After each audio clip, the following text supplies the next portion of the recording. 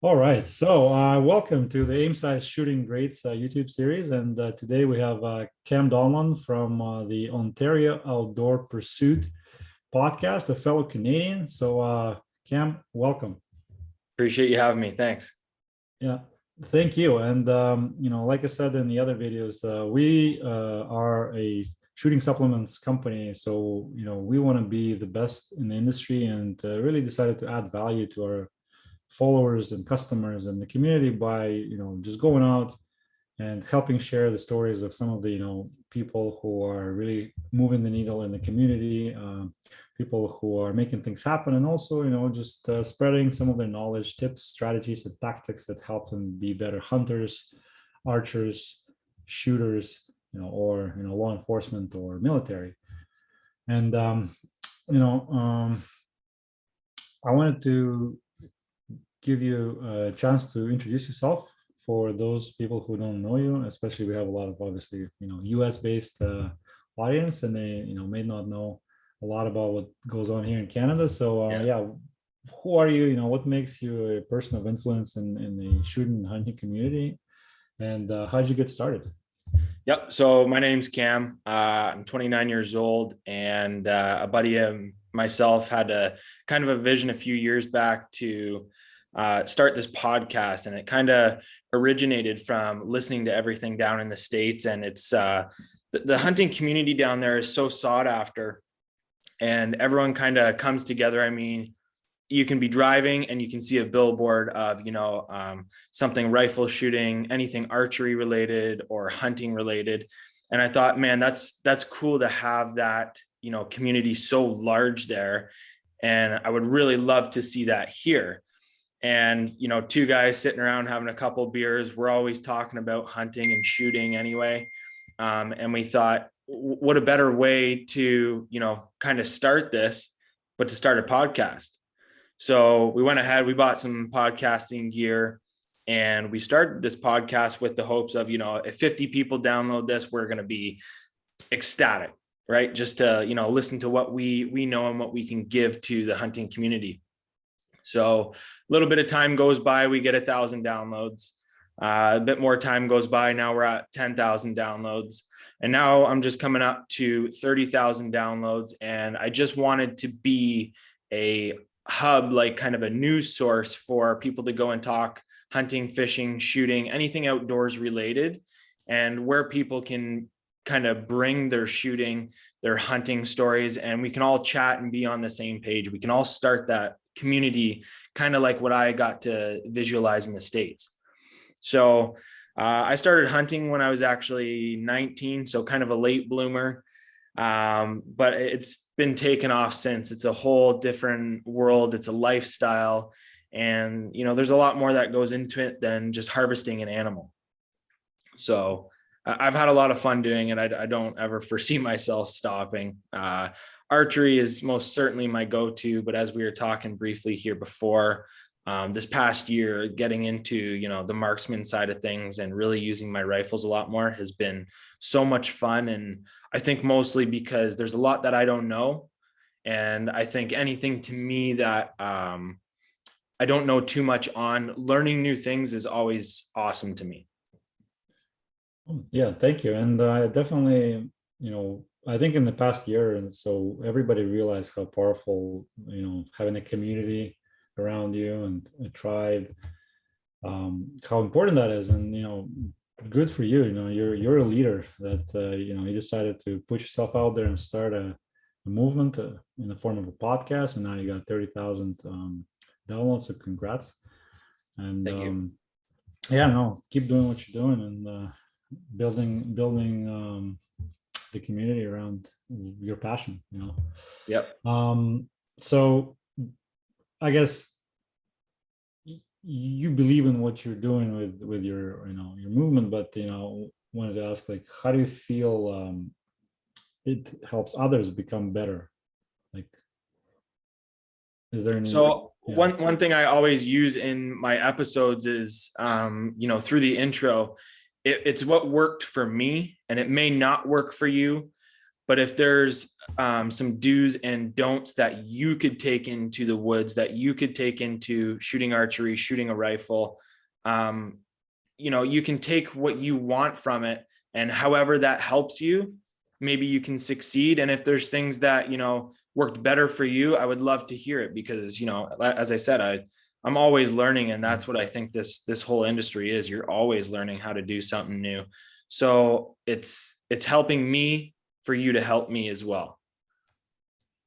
Yeah, no, that's great. And even if somebody picks up like one thing from like one episode that they hear, it's still going to benefit them, or potentially Exactly.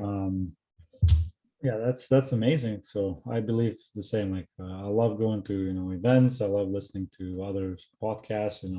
Business and personal development and this and that. And yeah, there's always something that you can learn. So yeah, it's a great way to help other people. Absolutely.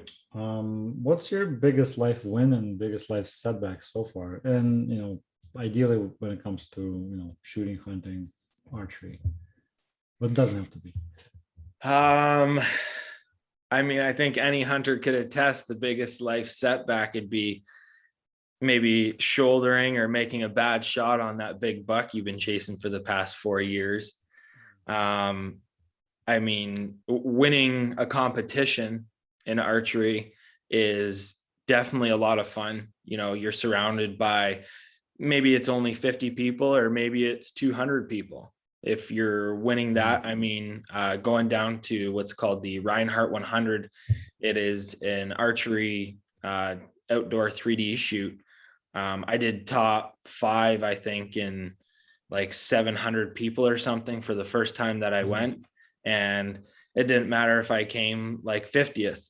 That was so cool to do that. And it's a fun shoot. Sure, you get top 3 places, you're going to get some good prizes, but there's a lot of good shooters from all over the place, and to do fairly well in a competition like that was that was awesome for me. That's when it really kind of hit the nail on the head, and when I wanted to keep going with this.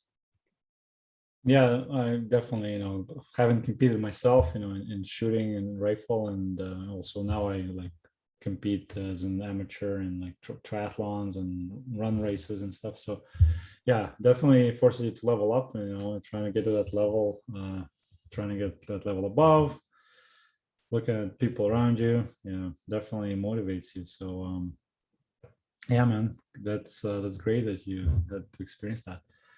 Who was your biggest influence in life, and why? And again, ideally with regards to the sport, but it doesn't have to be.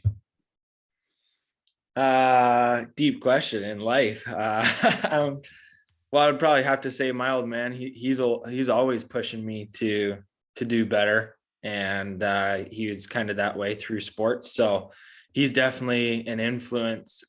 He doesn't hunt himself, so I guess when it comes down to hunting, when I first got into this, I was kind of following on socials Cam Haines and John Dudley.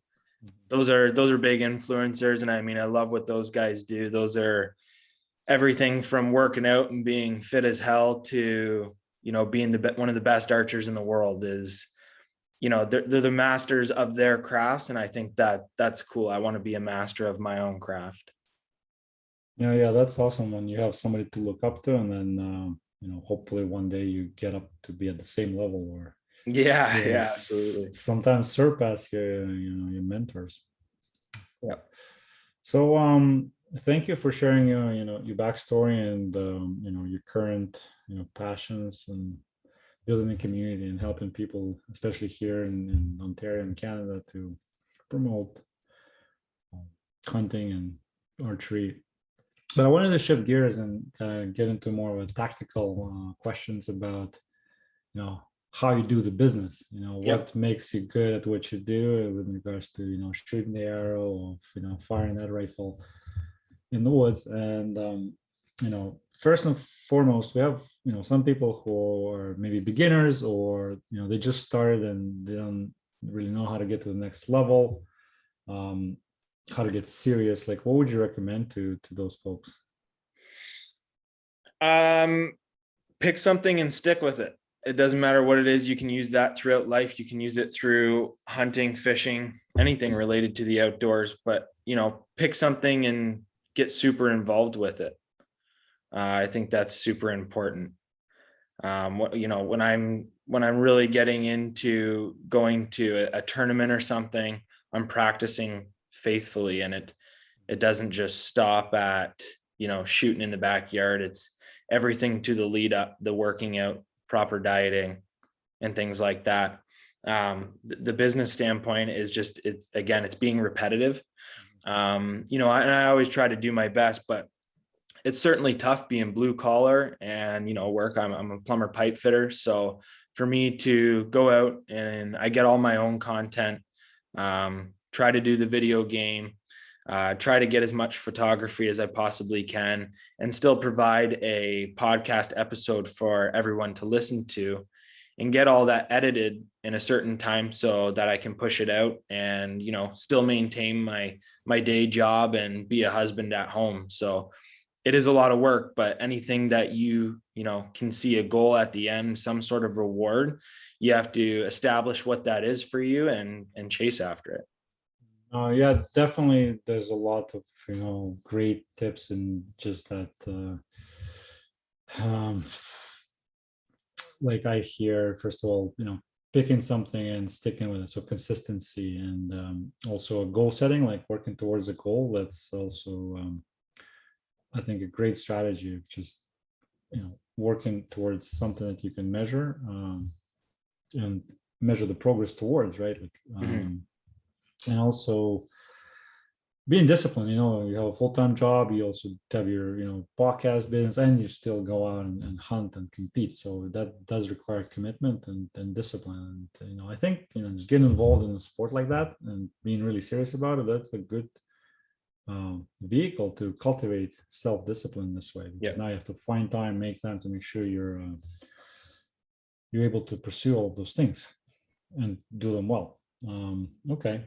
So next question is, how do you increase confidence? Like, especially like not in general, but like before an important hunt or before a big event, going into it. Well, again, we were chatting a bit before, and this book here by Lonnie Marlowe, With Winning in Mind, there's something that he refers to a lot, and that's positive reinforcement. So to me, whether it's hunting, golfing, shooting of any sort, having that positive reinforcement all the time is super important. And, me and the guys will joke around all the time that, yeah, whatever, Cam, just being positive Pete all the time. But it's true. If you go out there and say that you're going to miss this target, well, probably 9 times out of 10, if you tell yourself that you're going to miss this target, it's too far, I can't make that shot. Well, you're probably not going to make that shot. But if you always have positive reinforcement and you utilize that and, your training and your prep work for whatever your craft is, then you're probably going to have a positive outcome. Okay. Yeah, no, that makes a lot of sense. How if you think you can, or if you think you can't, you're right. Henry Ford said that. So it applies to what you just said. I think, what was I going to say? Sorry, I lost my next thought, but okay. Oh yeah, I wanted to ask you, like, with your positive reinforcement, like, do you have any, like, any silly mantras or sayings that you keep saying to yourself? Like, I know some do, but it kind of helps them, and I wonder if you got any your go-to phrases.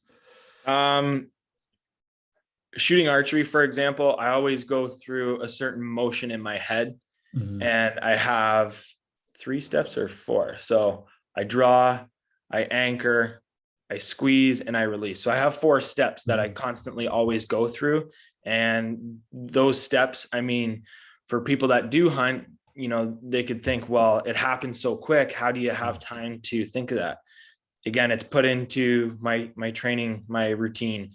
Shooting in the backyard, I do the same 4 steps every time I draw that bow back. And, I use that positive reinforcement for everything.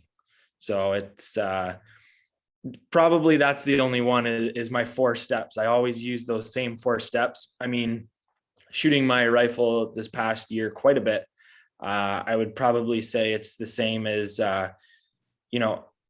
a deep breath, acquire my target, slowly squeeze and pull the trigger. And I think that's pretty similar. And I mean, I'm no super marksman by any means, but I think, every time that I go out and shoot, I'm getting better. And it's more of the positive reinforcement. Yeah, even what you just said, every time I'm out there, I get better. I think that's a good thing to repeat to yourself. Yep. I've heard similar things from people in Navy SEALs. They're just like, what keeps them going through the day is little things like that. I'm getting better, even though this sucks right now, but Yeah. every day I'm getting better little by little. So cool. Kind of tying into the previous question, how do you keep yourself motivated? And again, on the macro level, but also like before going into like a shoot or a hunt or competition, like what's motivating you? Maybe just the person I am. It's the drive. I love being active. So as I said, it doesn't just stop at going into the woods and, that's kind of it. I mean, it's everything. Yesterday, I went for a 10K hike. Today, it's pretty nasty weather out, but I think at some point I got to get out there and get through it. And it's just the drive to have it all. It's everything leading up to it. Like I said, it's become a lifestyle. So to stay motivated, I mean, there's always that end goal. I get to be able to drag a deer out of the woods when I'm done hunting if I'm successful. And to be successful, I gotta do all these things to get up to that. So if that's everything I have to do to get out of the woods with my end goal, then that's what I got to do. Okay. Yeah, that makes sense. And I guess in competition, it's becoming that prize winner, getting on that podium. That's okay. That's a thing that can keep you going. Yeah, absolutely. And you obviously sound like you have a lot on your plate, and we already touched on it. But like, do you have any specific things you do to improve discipline, or maybe routines before a match or before the hunt? I mean, train past the pain's the best one. But before, a match or a hunt, definitely always go into it with an open mind, remember everything I trained, and there isn't a negative to come out of it.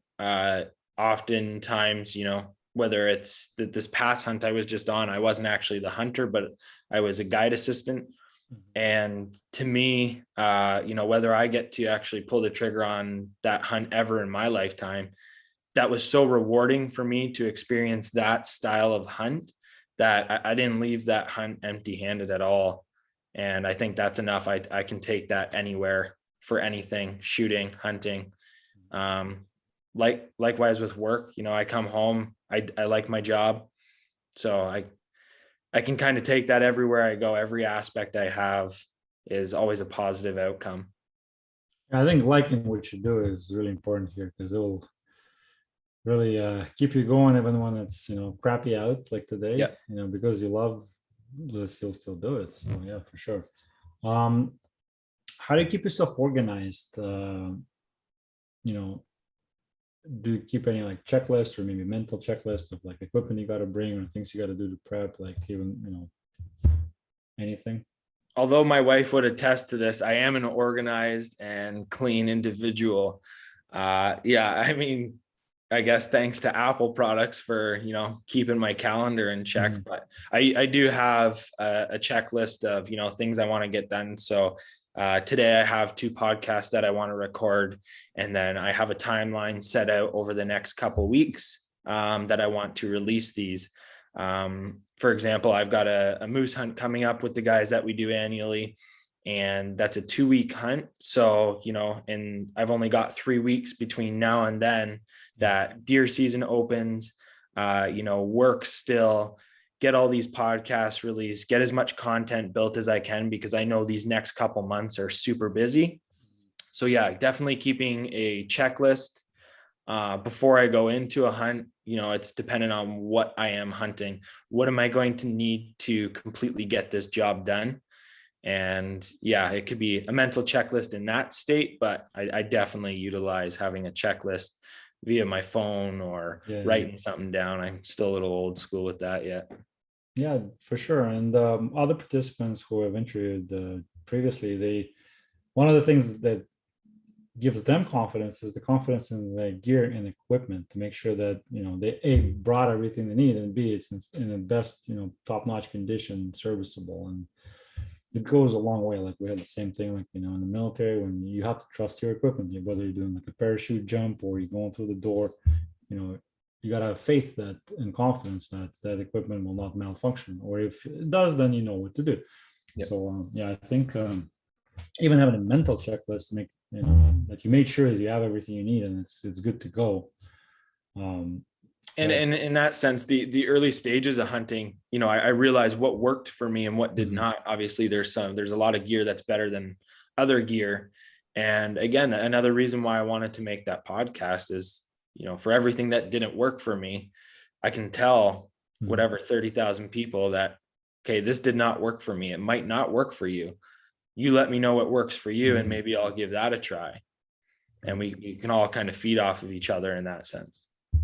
Yeah, no, that's also very good, sharing lessons learned and what works, what doesn't. Yeah, instead of trying it all yourself. Yeah, learn from other people's mistakes. Okay. What role does focus and calmness play in your hunt or your competition? Focus is huge. You have to be in the right mindset going into it. If you've got a lot going on at home, you're probably not going to perform at your peak level. So that's something. Having a balanced home life is going to be important. Whatever you're doing is what I think. And likewise on my past hunt, it was tough. Physically, I was prepared to do what I had to do. Mentally, I can't say I was 100%. And, that affected the way the hunt was for me. So you have to be prepared to, you have to find a good balance, I guess. Balance would be the most key thing I could say to that.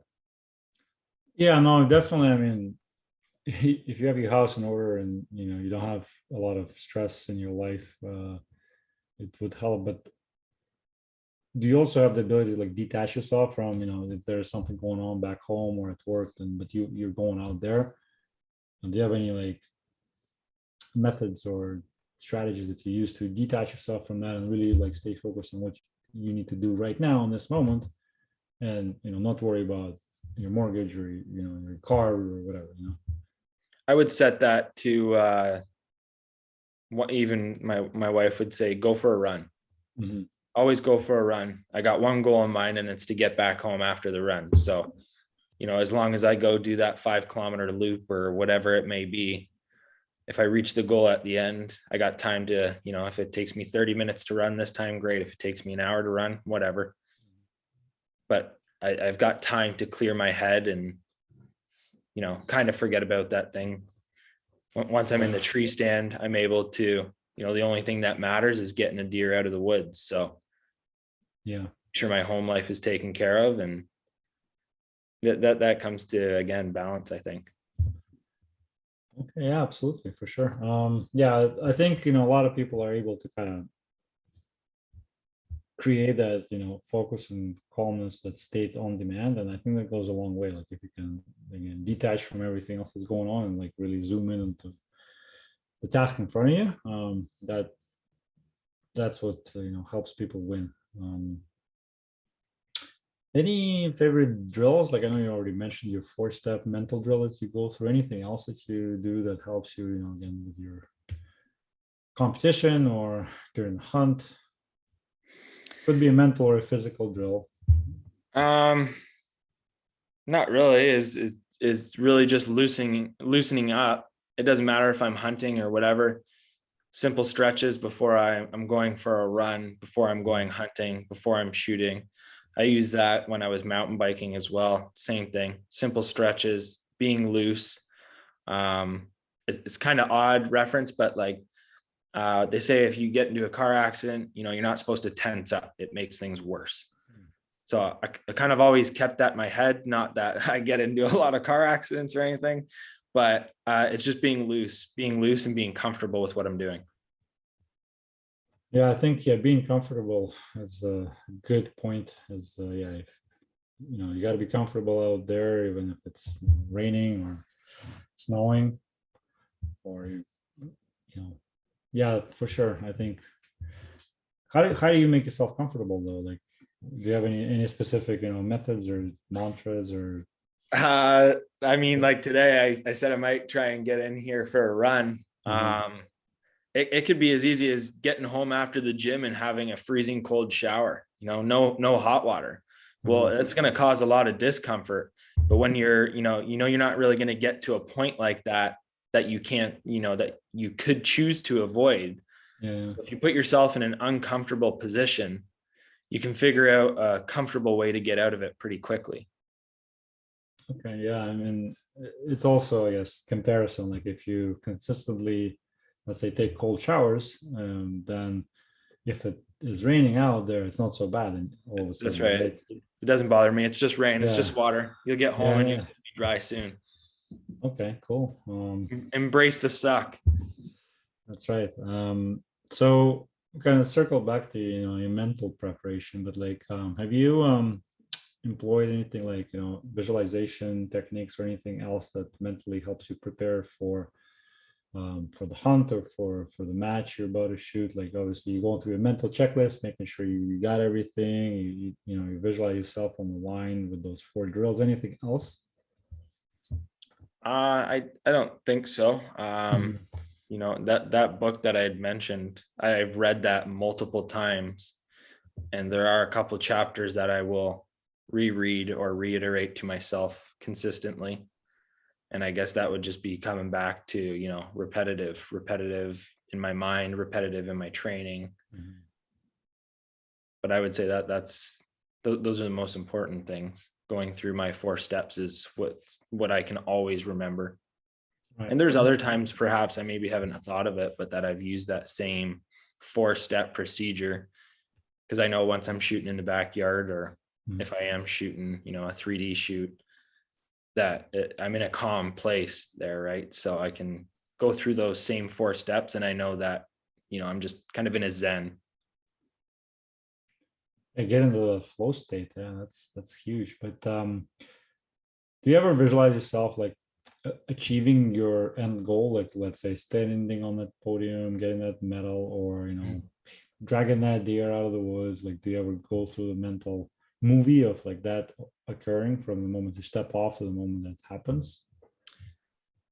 I can't say I would visualize myself on top of that podium. I know, because if I weren't to reach my goal, then it would be a letdown to myself. It means that somewhere along the way of my training procedure, I didn't do something to my full potential. Of course, every time, I go into the woods, I'm hoping that I'm going to get a buck because it's what I've practiced for. And, I've kind of done all my homework, but I never make it a guarantee to myself. It's more of an odds. That's odds. Are the odds good because I've trained hard, or the odds not good because I haven't done what I needed to do to get the job done? Okay. So yeah, I could say that I have visualized it. I don't know if it's something that I use. It's not the light at the end of my tunnel in that per se. Okay. Yeah, just I know a lot of athletes do that, like especially the ones at the highest level, because I guess that's what it takes to to be in the top 1% and get that slight edge above the competitor. But yeah, I mean, like I said, what works for you may not work for another person, vice versa. So I get it. Okay. Any other like mental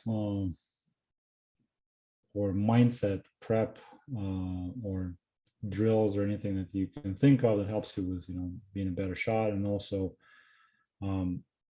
we touched on this before recording. Now that you started shooting rifle, it's a fairly new discipline for you, but which overlaps are you finding in the principles of rifle shooting versus archery? Any overlaps I would probably say is being repetitive. It takes, I would say, the same mindset, both archery and being, a good marksman. And it's just, it's different tools of the trade that I'm not used to playing with. Understanding minute of angle, understanding, the projectiles you're using, understanding wind and how that plays even more of a factor. When you're shooting archery, you're not shooting 100, 200, 300 plus yards. So even though that projectile is traveling at such a velocity, the wind plays a large factor.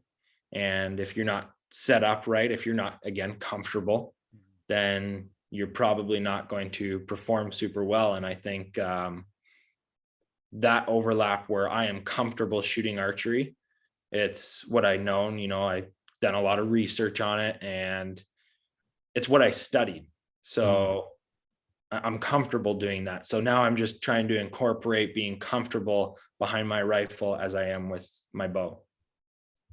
Okay, yeah, that makes a lot of sense. How you've done your homework, you've researched it, you just learned the theory, and now you're just applying it, and that gives you a little bit extra comfort and a little bit extra confidence that you're going to do a good job, and you don't have to distract yourself with all the oh, I don't know, this is new to me. Like, you have done this maybe in a different capacity, but like, if you've done well in that sport and you can bring the lessons you learned there over, you can do well in this sport as well. So absolutely, doing the right thing. Okay, I think you already mentioned before the recording, but like, is there any favorite quote or saying that you keep coming back to that helps you with your hunting and archery and shooting, or even in life again? I mean, lately, over the past few years, it's just that positive reinforcement telling that, I guess it would be the conscious mind that, positivity is going to overweigh the negativity. And I use that at work. There could be someone's beating you up with whatever, and there's no way out of it other than to be positive. So I take that everywhere, and I will reference that so many times. I'll tell people that, even if people that aren't hunters, aren't shooters of any sort, is always positivity. I think we could use a lot more of it in today's world. Oh, for sure. If I had enough copies of this book, I'd send it out to millions of people.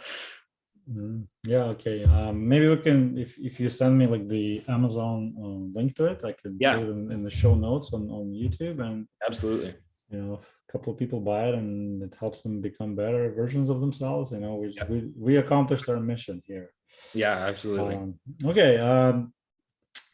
Before we wrap up, do you have any like one final thoughts, like a silver bullet or a golden arrow, like something you want to leave the audience with that they want to remember? Like, if they only retain this one thing from the entire interview, what would it be?